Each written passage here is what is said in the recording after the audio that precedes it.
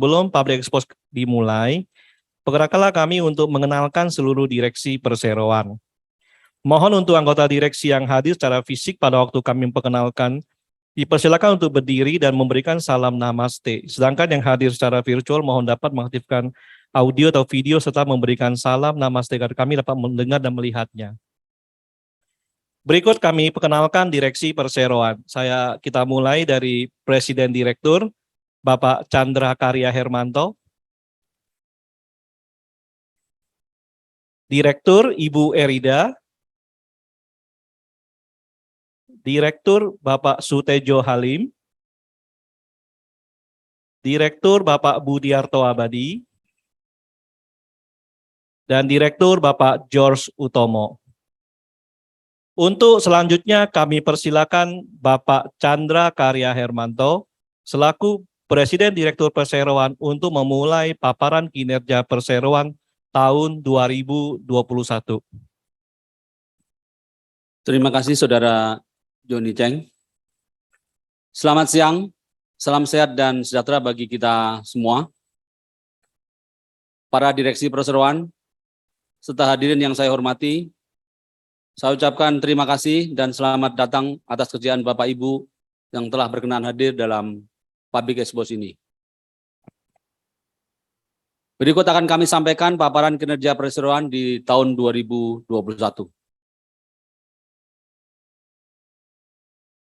Tinjauan kinerja operasional di bawah ini dilakukan terhadap pencapaian operasional perseroan di tahun 2001 sebagai berikut.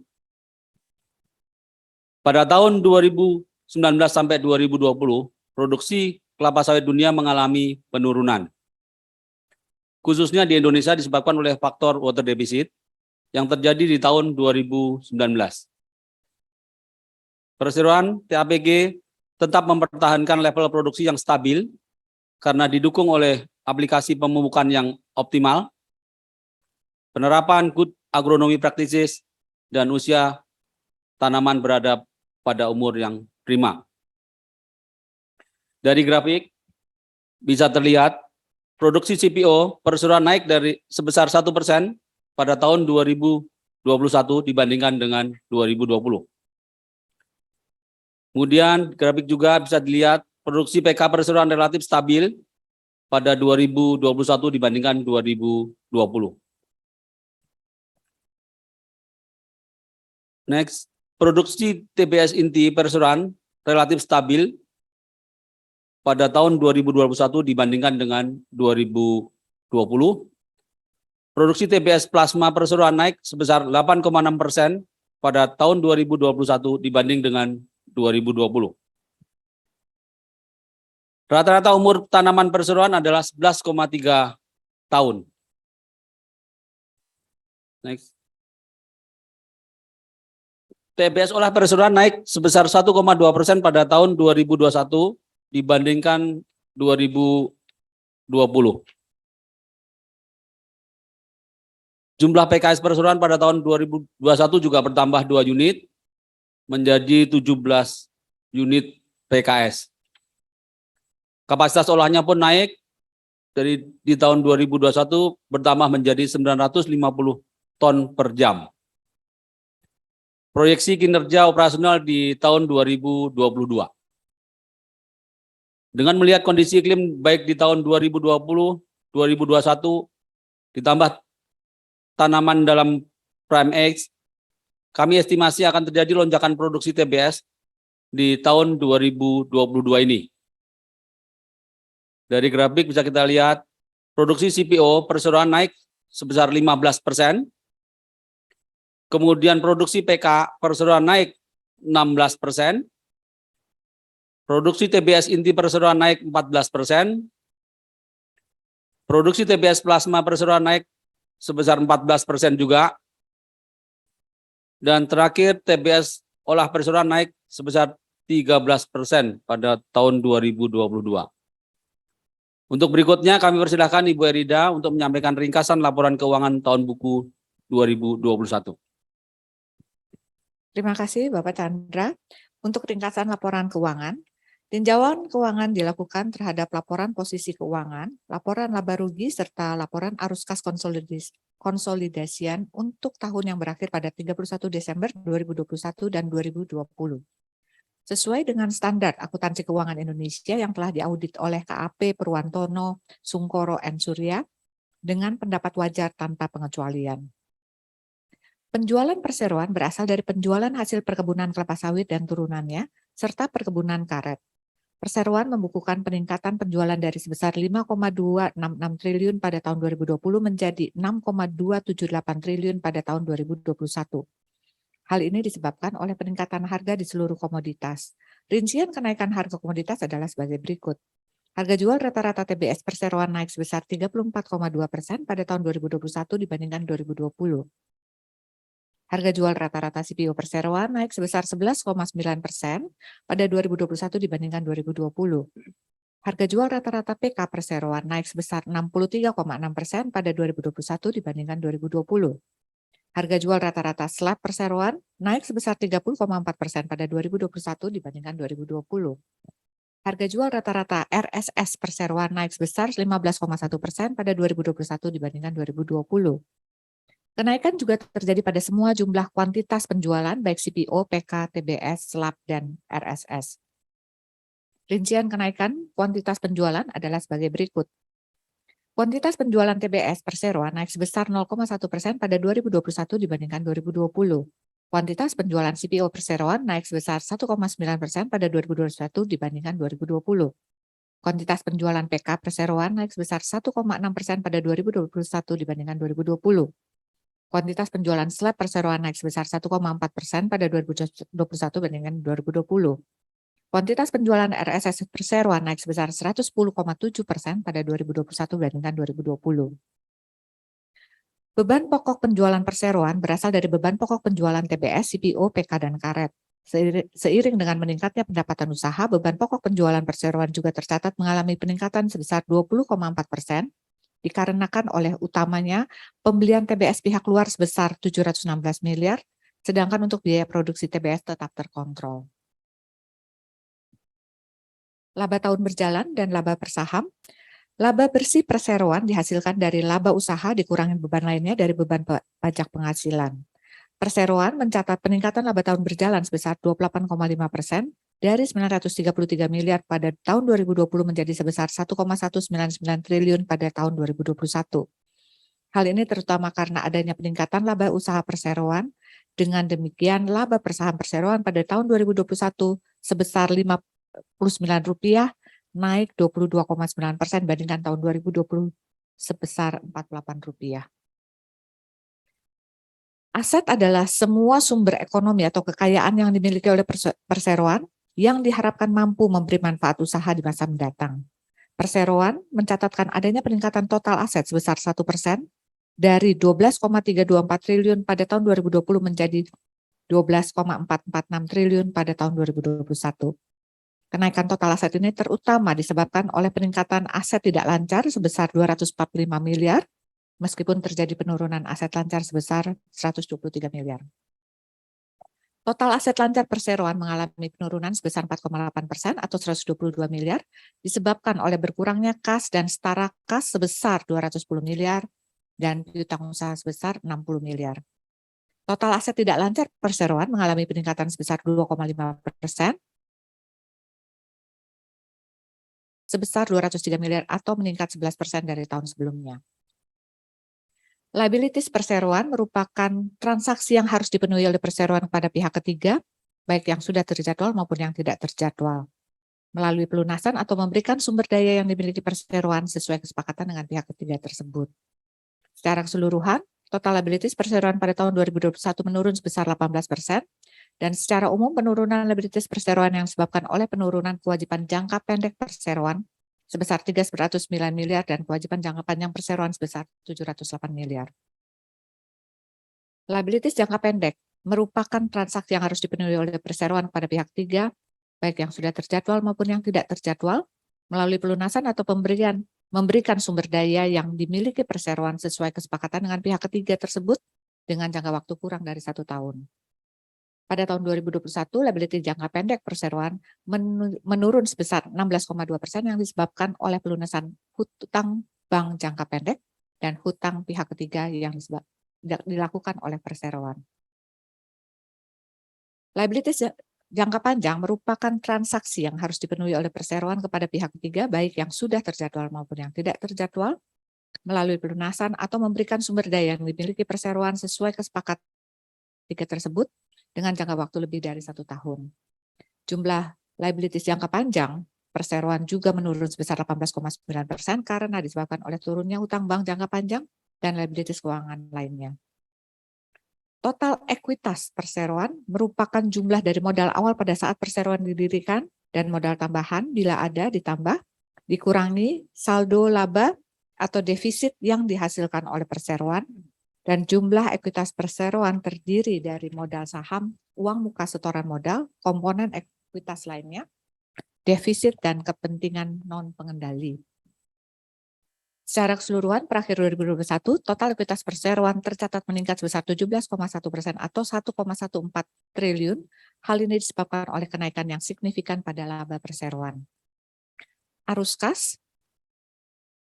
Arus kas bersih dari aktivitas operasi. Analisa arus kas dari aktivitas operasi pada perseroan perkebunan hampir sama dengan perseroan di industri pada umumnya, kecuali pembagiannya. Untuk tanaman yang telah menghasilkan, maka seluruh arus kas keluar akan dikategorikan sebagai aktivitas operasi.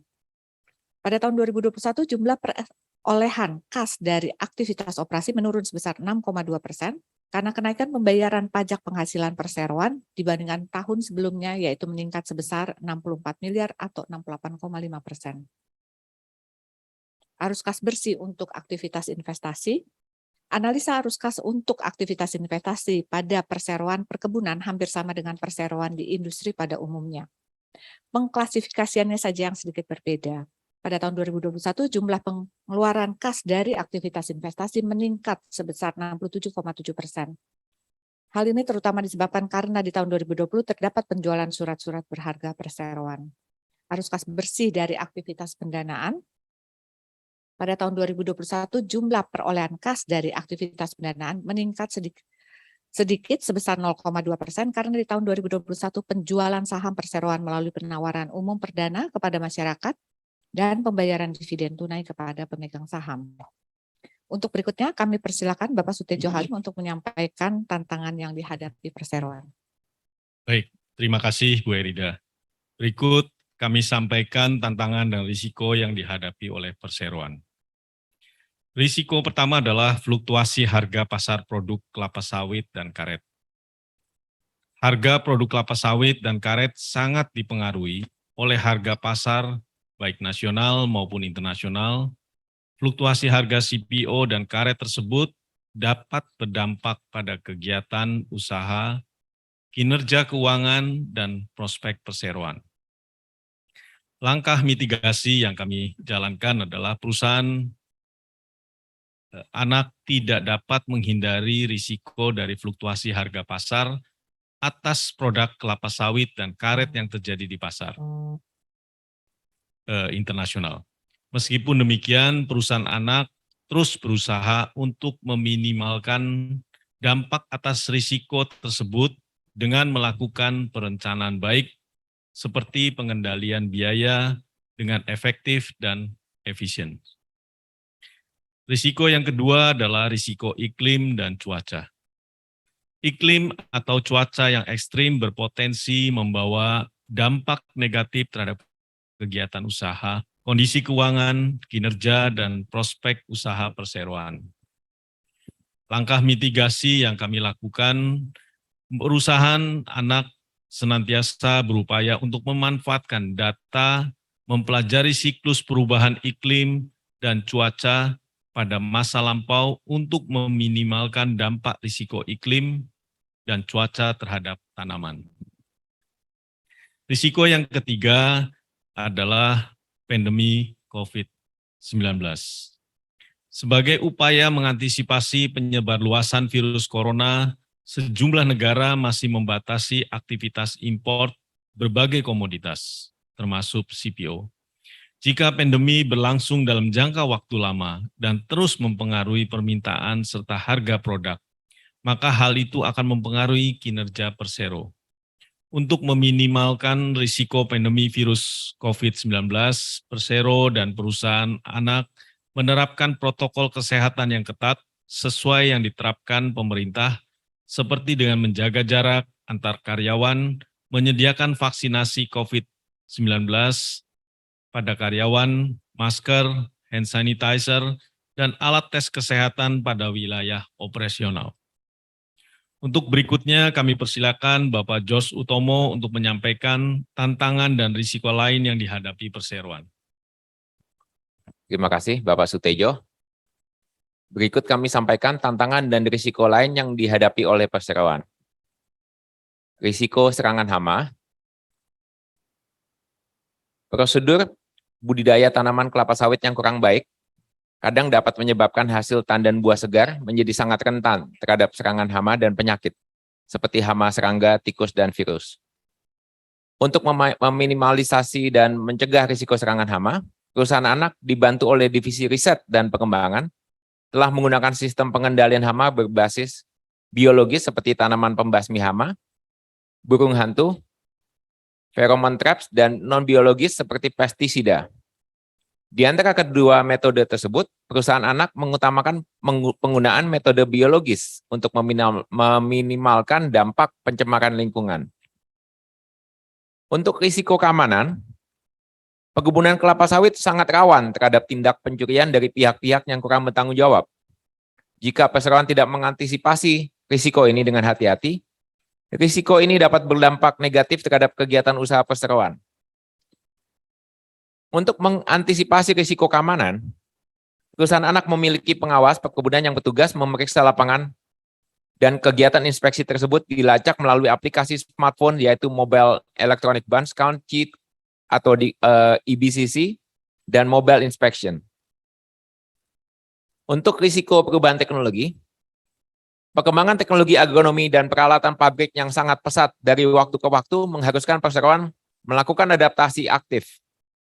Kegagalan perseroan dalam mengikuti kemajuan teknologi dapat berdampak negatif terhadap kegiatan usaha perseroan.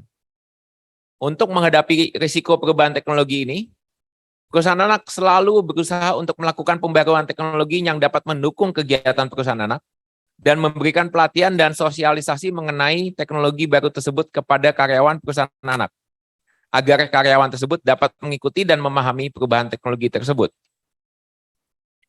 Perusahaan anak juga memiliki tim riset dan pengembangan yang selalu menyesuaikan teknologi perusahaan anak dengan perubahan teknologi terkini, sehingga perusahaan anak dapat meningkatkan efisiensi dan produktivitas.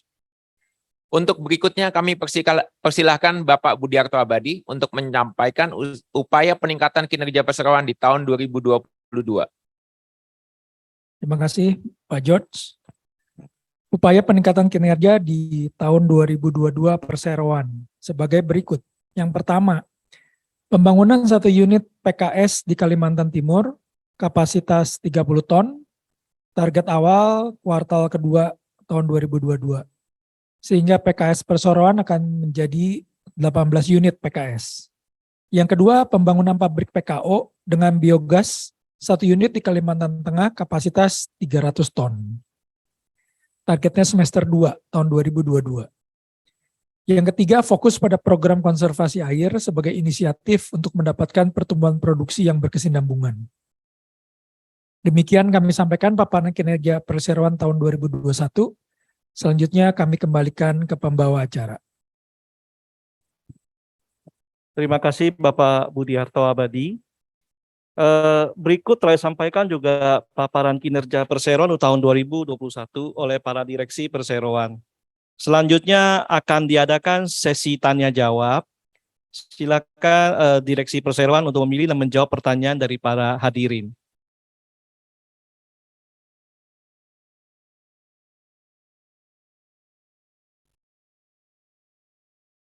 Oke, ini udah masuk ya, saya bacain aja. Ini ada dari Bapak Arfiana dari Kontan. Ada 5 pertanyaan, cukup banyak juga. 1, apa alasan perusahaan menambah 1 unit PKS baru dan berapa nilai investasinya? Kedua, apakah ada kenaikan permintaan di segmen apa sehingga harus menambah kapasitas? Apakah perusahaan akan menambah tujuan pasar baru di tahun ini seiring dengan naiknya kapasitas? Atau ketiga, sampai model dalam setahun berapa capex? Yang keempat, apa aja agenda ekspansi yang disiapkan ini yang sudah terrealisasi? Kelima, dengan adanya pandemi dan kondisi geopolitik, apakah ada hambatan pasokan material yang diimpor sebesar pupuk dan bagaimana gambarannya? Begitu Pak pertanyaannya. Oke, jadi pertanyaan pertama, apakah ada apa alasan perusahaan menambah 1 unit PKS dan berapa nilai investasinya Pak?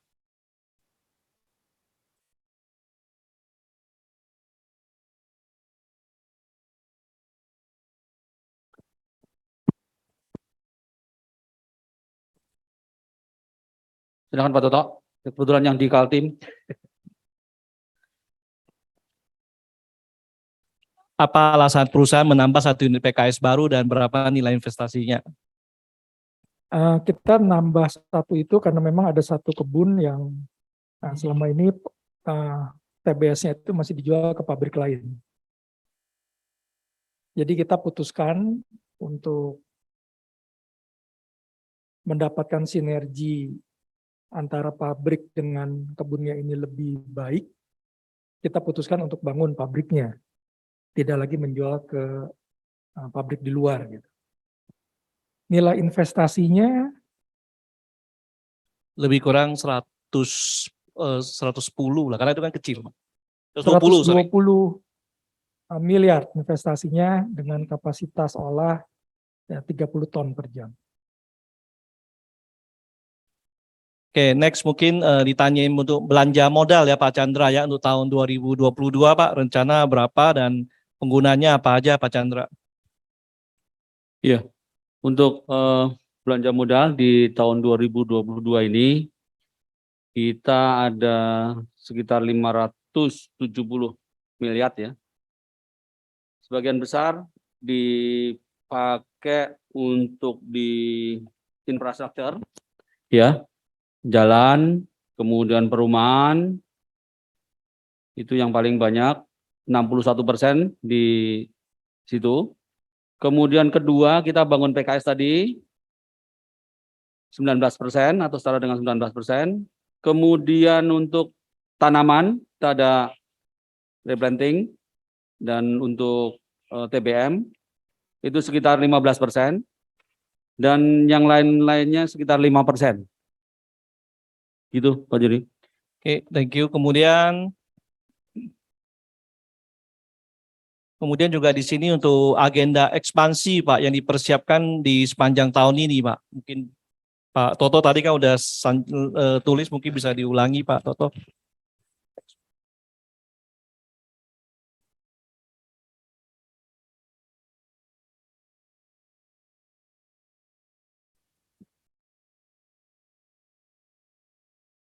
Jadi yang pertama, pembangunan 1 unit PKS di Kalimantan Timur yang tadi saya sampaikan, kapasitasnya 30 ton, sehingga totalnya menjadi 18 unit total pabrik yang kami miliki. Yang kedua, pembangunan pabrik PKO dengan biogas 1 unit di Kalimantan Tengah. Kapasitasnya 300 ton, targetnya di semester kedua tahun 2022. Kemudian fokus pada program konservasi air, sebagai inisiatif untuk mendapatkan pertumbuhan produksi yang berkesinambungan atau yang lebih baik ya, daripada yang sudah kami capai selama ini. Jadi itu yang poin-poin yang kita lakukan untuk melakukan peningkatan kinerja di tahun 2002 ini. Oke. Ini tadi yang terakhir juga, dengan adanya pandemi dan kondisi geopolitik hari ini, apakah ada hambatan pasokan Pak material yang diimpor sebesar pupuk dan bagaimana gambarannya? Mungkin bisa Pak Chandra kali ya. Iya, memang dengan perkembangan yang terakhir ini, ya, dengan adanya beberapa perang ya di Rusia dan sebagainya sebagai penghasil untuk pupuk, memang beberapa dan juga efek dari COVID ya. Memang logistiknya ini agak sedikit terganggu. Tetapi kita terus berusaha ya untuk supaya bisa memasukkan pupuk bisa sampai ke kebun gitu. Jadi beberapa waktu ini kita yang biasanya pakai bulking pakai itu ya, pakai tongkang dan pakai kapal, sekarang kita pakai peti kemas. Jadi beberapa pakai peti kemas, dengan begitu relatif bisa lebih cepat masuk ya, karena tongkang dan sebagainya udah relatif sedikit sekarang, karena banyak yang dipakai untuk ekspor. Gitu kira-kira Pak Joni. Terima kasih Pak Chandra. Untuk pertanyaan Pak Reno dari bisnis juga tadi kayak udah kejawab, yaitu berapa capex yang dianggarkan dan untuk apa aja tadi udah. Terus berapa dana dikeluarkan untuk bangun PKS. Tadi juga udah disebutin lebih kurang 120 miliar, dan kecuali untuk PKO dan plus biogas lebih kurang 135 sampai 140 itu masih in progress ya. Oke, next. Ini juga satu pertanyaan dari Pak Hans ya. Digitali apa saja yang sudah dilakukan oleh perseroan untuk kegiatan operasionalnya? Mungkin di sini bisa dibantu sama Pak George ya. Terima kasih. Ya, di tahun 2021 kami telah mengembangkan versi terbaru juga dari apa yang kita punya sebelumnya, ebcc.ai. Kita juga memperbarui aplikasi harvesting mobile ya dengan memperluas jangkauannya hingga ke perkebunan karet kita. Dengan fitur baru perhitungan berbasis AI ini dapat digunakan sebagai counter check untuk hasil tandan buah segar yang dipanen. Yang sebelumnya manual, nggak bisa di counter check otomatis, sekarang bisa didapatkan data yang lebih akurat dan lebih baik. Selain itu kami juga mengembangkan aplikasi mobile inspection dengan fitur utama Smart Suggestion System. Itu ada inspection tracking on the map and juga integrate ke daily work plan. Ya, kami juga melakukan pemutahiran aplikasi ini yang dapat membantu tim infra untuk melaporkan kondisi, progres, dan memonitor kondisi di jalanan kita di seluruh perusahaan anak kami. Selain itu juga ada sistem peringatan dini dan deteksi dini, kita sebutnya EWS, kebakaran. Kami mengembangkan program Autonomous Drone for Pest and Disease Control, dan juga AI-based camera for fire, remote sensing dengan menggunakan pesawat tanpa awak atau drone ya. Konsolidasi data dalam satu aplikasi yang kami sebut one click kita lakukan supaya juga nggak terlalu banyak tersebar sehingga semuanya masuk ke satu aplikasi. Kami telah melakukan pemutakhiran juga, menambahkan fitur baru seperti kita melakukan ada yang namanya serial kapath, jadi yang namanya perawatan itu mengikuti alur yang sudah direncanakan dari awal untuk pemanenan dan pemeliharaan serta mobile sistemnya semua berbagai serial kapath ini. Terima kasih Pak Joni. Thank you Pak George. Ini ada pertanyaan juga dari Pak Dudi ya. Apakah ada rencana ekspansi dalam waktu dekat ini? Ya mungkin Pak Chandra bisa mengulangi lagi nih. Apakah mungkin plan-nya 2020 selain yang tadi disebutin ada apa lagi Pak? Iya, selain yang udah disebutin tadi sama Pak Toto, Pak Jos ya, jadi ada di PKS, menambahkan PKS, kemudian Kraseng Plan yang di Kaltim dan di Kalteng. Selain itu perseroan juga mempelajari untuk ekspansi ke bisnis downstream ya. Jadi kita lagi analisa untuk masuk ke sana ya, ke refinery supaya bisa ada value added untuk dijual ya. Itu Pak Joni. Thank you Pak Chandra. Jadi ini masih kita tetap terus berkembang ya. Jadi tidak hanya walaupun kita cuma ada di upstream, tapi juga kita memikirkan juga untuk masuk ke downstream. Next ini juga ada pertanyaan dari Pak Awan dari Investor Daily. Wah ini mengenai kebijakan nih, mungkin nanti Pak Sutejo Halim yang lebih cocok untuk menjawabnya. Satu, bagaimana respon perseroan terhadap penerbitan Permendak nomor 30 2022 dan pemberlakuan kembali mengenai DMO dan DPO? Baik, terima kasih. Ini Permendak yang baru saja masih hangat ya dan keluar hari ini. Seperti kita ketahui bahwa semenjak bulan Januari kemarin banyak sekali persoalan yang terjadi dengan keberadaan dan harga dengan yang sudah dilakukan oleh pemerintah dengan usahanya, buah hasil sekarang turunnya harganya atau 15.500 per kilogramnya.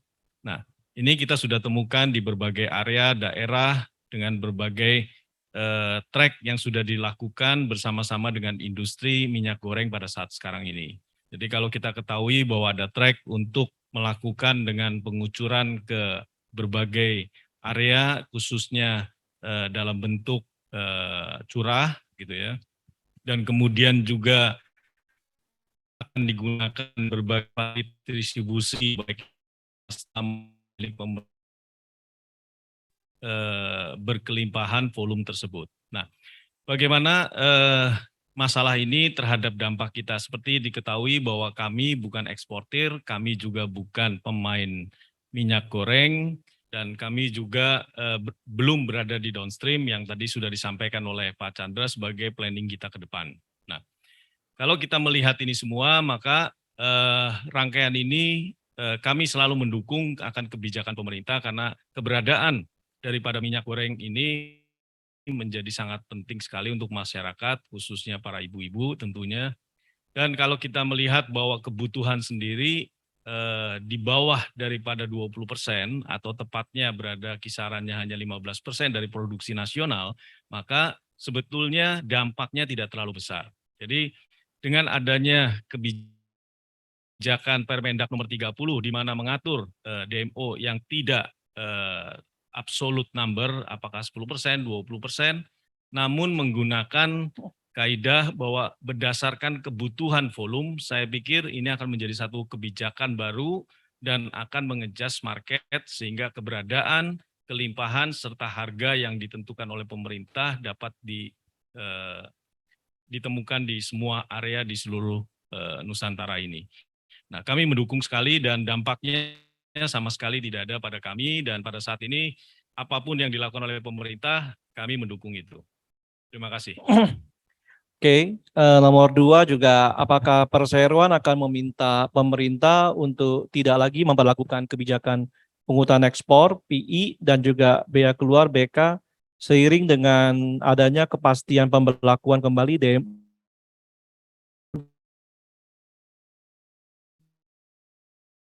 Kita ketahui bahwa adanya BK dan PE ini ditujukan sebetulnya untuk kepentingan yang jauh lebih besar, yaitu menstabilkan harga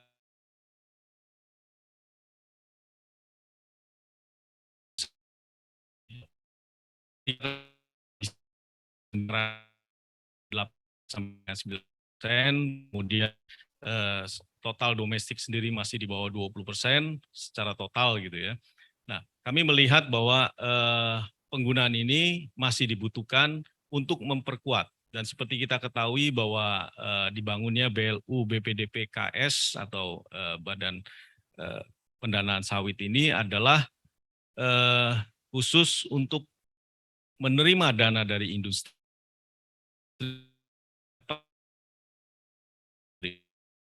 Untuk itu dua belah pihak, baik apakah pemerintah maupun industri, saling bisa memperkuat dan mendapatkan keuntungan daripada program ini. Jadi kami pikir mungkin dana ini tidak langsung berkaitan dengan DMO yang sekarang berlaku, namun saling bisa memperkuat, Pak. Terima kasih. Oke, yang ketiga, bagaimana perseroan melihat dampak pencabutan larangan ekspor CPO terhadap kinerja sawit? Berapa proyeksi volume harga TBS nilai ekspor dan pangsa pasar ekspor CPO tahun ini? Baik, seperti kita ketahui bahwa kebutuhan minyak nabati bukan saja di Indonesia, kelangkaan minyak goreng bukan saja di Indonesia, inflasi bukan saja hanya di Indonesia, tapi ini adalah global yang terjadi di seluruh negara di dunia ini. Apalagi dengan adanya masih berkelanjutannya konflik antara Rusia dengan Ukraina. Nah, seperti kita ketahui bahwa Ukraina itu salah satu pensuplai minyak nabati yang cukup besar, kisarannya 7 sampai dengan 9 juta ton ke Eropa, dan punya dampak yang tentunya sangat besar sekali untuk masyarakat di Eropa dan juga masyarakat dunia. Nah, kita tidak bisa mengingkari bahwa CPO ini akan menjadi substitute daripada kebutuhan minyak nabati yang sekarang sedang beredar atau dibutuhkan oleh masyarakat dunia. Jadi tentunya pelarangan ini akan punya tekanan dari masyarakat dunia, dan tentunya ada baiknya pemerintah dalam hal ini sudah melihat kapan memberlakukan dan kapan tidak. Jadi menurut kami kebijakan yang sekarang berlaku, apalagi pada saat musim non panen yang lalu pemberlakuannya, yaitu pada saat Hari Raya Lebaran, itu tentunya tidak terlalu mengganggu. Namun kalau ini diberlakukan jangkanya lebih panjang, tentunya akan mengganggu, khususnya adalah untuk para petani yang pada saat sekarang susah untuk memberikan minyak goreng CPO-nya untuk diproses menjadi buah sawitnya diproses menjadi CPO. Itu yang kira-kira menurut pandangan kami. Namun apa yang sudah dilakukan saat ini adalah sesuatu kebijakan yang baik, dan kalau kita lihat hasilnya pun sangat baik sekali, bahwa keberadaan minyak goreng, harga yang dicapai sudah bisa dicapai dengan baik. Itu kira-kiranya. Thank you Pak Tejo. Mungkin kalau Pak Chandra kalau tidak berkenan juga Pak untuk menyebutkan kira-kira berapa kenaikan produksi Pak dari TAP tahun ini Pak mungkin.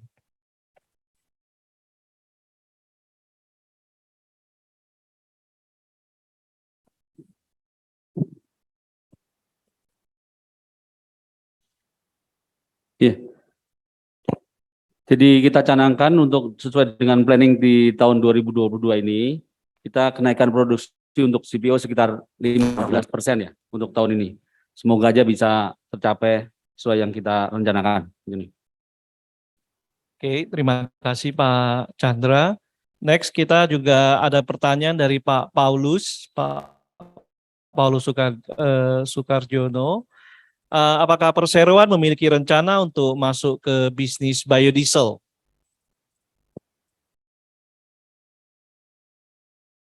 Baik, seperti kita ketahui bahwa produk CPO ini adalah produk yang bisa digunakan baik untuk energi dan food, gitu ya. Jadi kami tentunya sangat terbuka sekali untuk melihat kemungkinan, apalagi kalau kita melihat bahwa CPO ini adalah bisa digunakan baik untuk pesawat, bahan bakar pesawat, baik itu untuk kendaraan transportasi darat maupun juga laut. Jadi ini sangat fleksibel sekali, dan apalagi pada saat sekarang keberadaan harga crude oil sangat tinggi sekali dan sangat langka. Jadi ini akan membuka kesempatan khususnya bagi industri di Indonesia untuk berkembang lebih jauh lagi ke energi sektor. Terima kasih. Jadi terbuka peluang ya Pak Tejo ya, kita untuk masuk Betul, Pak. juga ke biodiesel ya. Oke, jadi ini juga menyambung dikit tadi juga statement yang Pak Chandra ngomong bahwa kita juga akan masuk ke refinery, juga di sini juga nggak terlalu kemungkinan juga refinery yang juga bisa lanjut lagi ke biodiesel gitu. Next juga ada pertanyaan mungkin Pak Tejo juga yang cocok untuk apakah ada pengaruh pelarangan ekspor CPO kepada perusahaan? Seperti kita ketahui bahwa Permendak yang lalu itu sifatnya sementara. Jadi kami tahu bahwa dalam kurun waktu yang pendek dan apalagi masa libur panjang Hari Raya kemarin, dampaknya tentunya kecil, dan kebetulan kami mempunyai kontrak-kontrak jangka panjang sehingga penjualan kami tidak terganggu. Itu kira-kira Pak. Oke, ini juga ada pertanyaan juga dari Pak Randy Suseno. Jadi pertanyaannya adalah melihat pergerakan harga komoditas saat ini, kira-kira berapa proyeksi atau range harga jual CPO ke perseroan hingga akhir tahun? Ya, kalau kita melihat sampai saat sekarang harganya di kisaran 14.500 sampai dengan 15.000 average gitu ya. Ini kami melihat dari harga yang ada di KPB Dumai. Nah, kami rasakan bahwa di second semester memang produksi akan ada peningkatan, namun diiringi dengan adanya demand yang seperti tadi saya sampaikan cukup besar, tentunya harga ini akan cukup stabil tinggi. Jadi tahun ini mungkin untuk para industri sawit adalah tahun yang membahagiakan buat kita semua mungkin. Oke, thank you Pak Tejo. Kayaknya semakin tertarik Pak untuk menanya lebih lanjut mengenai industri ini. Oke, berikutnya juga di sini ada pertanyaan dari Bapak William ya. Jadi selamat siang, saya William dari Investor Perorangan. Mau bertanya apakah dapat diceritakan apa saja strategi yang akan dijalankan oleh TAP untuk meningkatkan kinerja perseroan setidaknya hingga akhir tahun 2022 ini. Pak Chandra, bisa? Pak Toto, silakan. Oke, terima kasih Pak William ya. Jadi tadi yang kami sudah sampaikan di depan, jadi ada beberapa poin yang kalau untuk meningkatkan kinerja di tahun 2022,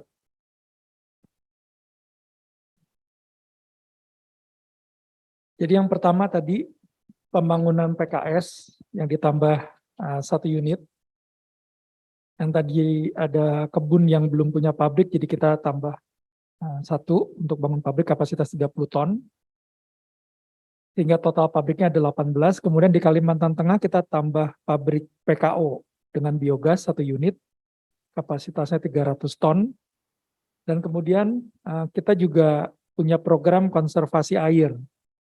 Jadi untuk secara berkesinambungan, jadi produksi yang sudah selama ini kita capai sudah cukup baik, bisa terus ditingkatkan di atas daripada yield-yield yang selama ini bisa dihasilkan dari tanaman. Jadi itu 3 poin utama yang kami akan lakukan dan sudah berjalan dilakukan sampai dengan akhir tahun nanti, Pak. Demikian Pak William. Oke, thank you Pak Toto. Ini ada pertanyaan juga dari Pak Budi ya. Jadi selamat siang, saya Alvin, investor perorangan. Terdapat lonjakan laba dari Ventura. Apakah dapat dijelaskan laba tersebut dari penjualan aset usaha Ventura atau laba operasional yang meningkat? Ya, terima kasih atas pertanyaannya. Yang pasti untuk peningkatan laba di tahun 2021, seperti yang kita ketahui, harga CPO yang sangat menguntungkan bagi perusahaan kami, sehingga pastinya laba itu berasal dari peningkatan harga CPO. Ya. Tahun 2022, Q1 2022. Ya. Ya. Jadi mungkin saya tambahkan juga Q1 2022 ini juga kombinasi ya, itu baik dari harga jual maupun dari produksi sih ya. Jadi dibandingin Q4 kita itu sudah naiknya cukup tinggi sih ya, dibandingin dengan Q4 2021. Jadi kombinasi dari dua yang membuat laba kita itu lonjakannya cukup tinggi juga. Ini kejadian juga baik di anak usaha maupun juga di perusahaan joint venture kita ya, itu sama gitu. Jadi bukan berasal dari penjualan aset, tapi murni dapat dari hasil operation begitu. Oke, next ini dari Kontan mau tanya, wah ini Pak mungkin nanti Pak Tejo lagi nih yang harus membelah atau Pak Chandra nih. Mau nanya, mau nanya lagi Pak mengenai ekspansi refinery ini, boleh dijelaskan nggak seperti proyeksinya kapan akan dimulai digarap? Apakah masih 2-3 tahun lagi? Investasinya akan digunakan dana internal atau memerlukan pinjaman? Iya, jadi memang di dalam masuk ke downstream ini kita memang ada beberapa alternatif ya. Jadi karena relatif kebunnya sudah cukup ya, jadi kita memang harus segera punya refinery. Nah, strategi pertama bisa aja, alternatif pertama adalah bangun sendiri. Nah, kalau bangun sendiri itu kalau kita misalnya mulai let's say tahun depan gitu ya, itu bisa 1 sampai 1,5 tahun, jadi bisa 2023. Tetapi kalau misalnya berpartner itu akan lebih cepat ya. Akan lebih cepat kalau berpartner karena relatif sudah ada gitu. Nah, jadi alternatif 1 maupun alternatif 2 ini lagi kita analisa untuk mana yang akan kita jalankan. Tapi paling tidak dalam 2-3 tahun mendatang harusnya sudah diharapkan kita sudah punya untuk downstream ini atau refinery ini. Gitu Pak Joni.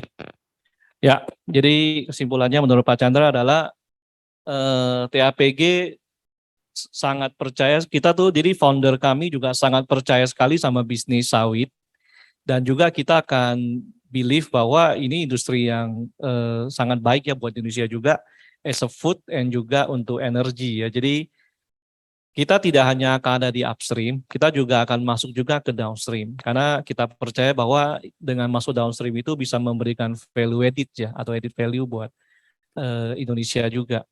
Jadi ini yaitu seperti Pak Chandra ngomong, kita juga sekarang lagi mengkaji either kita berpartneran atau juga kita membangun baru. Jadi ini opsi ini semua selalu terbuka lebar. Ini tadi udah pertanyaan terakhir ya, kayaknya sih sudah tidak ada lagi. Jadi kalau karena udah nggak ada pertanyaan lagi, mungkin kita bisa tutup ya untuk sesi public expose hari ini. Jadi terima kasih untuk para direksi dan juga para hadirin telah mengikuti acara public expose ini dengan baik, dan terima kasih.